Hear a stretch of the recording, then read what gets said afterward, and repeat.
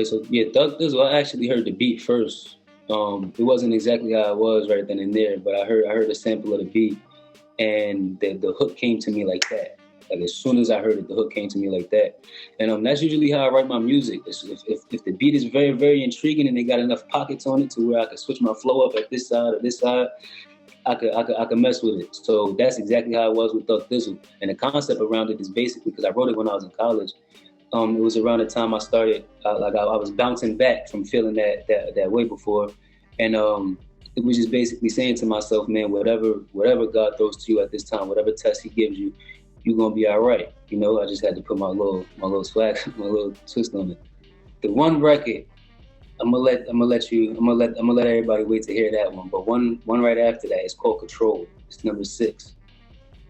That record, man, it took me a while to capture the flow on that one because the entire record is like a movie. And I don't like doing ad-libs at all.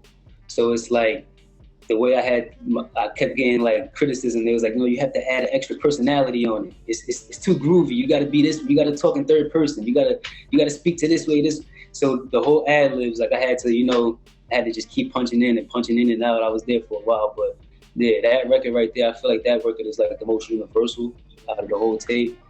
But yeah, the last record, that's the one that actually really took the most time.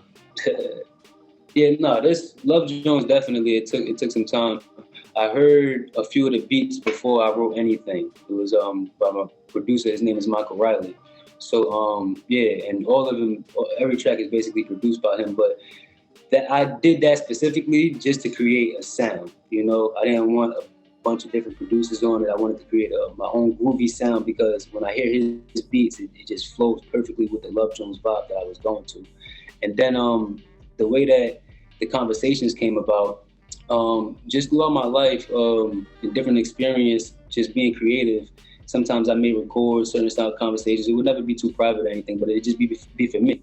And if it was a broad sentence or line in the conversation, I'd add that to my music just to make it more authentic. You know, I would never plan it, but like it'd just come across. Like if I make a song and I'm talking about something real personal, and then I remember that I had a conversation with someone, I'd be like, all right, let me see if I got that in my notes, and then like it'd just be a perfect. You know, it wouldn't be too deep, but yeah, it'd merge perfectly.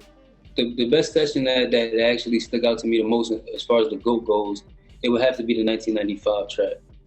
It would have to be that one because that was the most lyrical one. I spent the most time writing that one.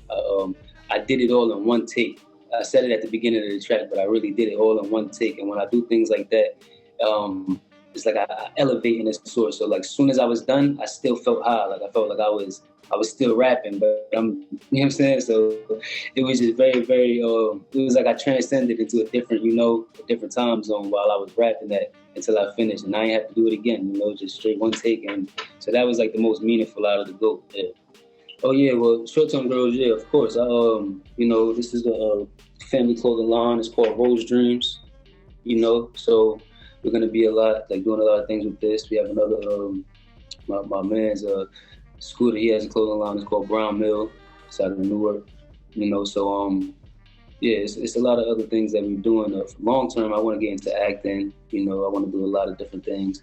But yeah, it's a lot of other things that we want to do. We got merch coming out that's in correlation with the music and things like that. So yeah, just that, you know, Love Jones is coming out. I mean, it's already out. You know, make sure you go get that, listen to that, stream that. It's gonna be on iTunes and all of that later on, but it's exclusively on SoundCloud and Bandcamp and other links right now. So